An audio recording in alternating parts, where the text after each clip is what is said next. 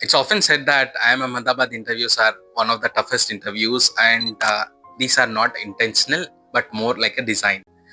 So, this particular design of creating interview is often stressful to a lot of candidates. And let's see, in this video, I'm going to cover how the stress is created, and more importantly, how you as an individual need to tackle this kind of stressful situations. When I say by design, the interview setup wherein one senior professor and one junior professor, they sit together, and often it's at least two, and there can be multiple professors one single panel, and you as an individual will be bombarded with questions and of two different personalities. Number two, you'll be given an extempore topic, and which would be random, since you are not aware what the topic is going to be, and this uncertainty itself creates some stress, right?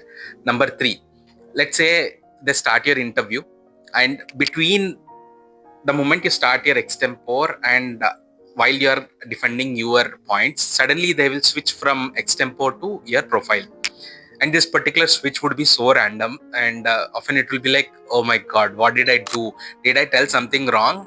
Why is it that they have switched to my profile suddenly altogether, and why have they stopped the arguments with the extempore? So this again causes some kind of stress to candidate. Like, number three, this is more about your profile and essays, and it's a very popular way of creating stress. And how, if these are some of the ways that stress is created, how you as an individual can be ready, right? So number one is preparation. A lot of times you think that you know about yourself, but having mock interviews really help, right? Getting a number of mock interviews will reduce that anxious and anxiety in your actual interview setup. Number two, pause. Whenever you're being asked, don't react, basically respond. Number three, don't get emotional at all any time of the interview.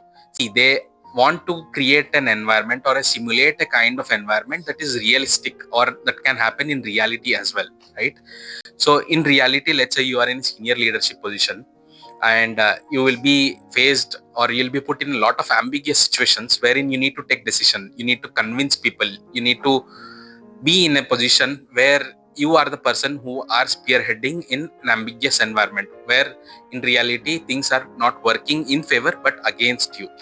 So this kind of stressful environment basically evaluates whether you as an individual can cope up with stress, and the program also naturally is stressful, and a lot of people do figure out eventually, but it is stressful.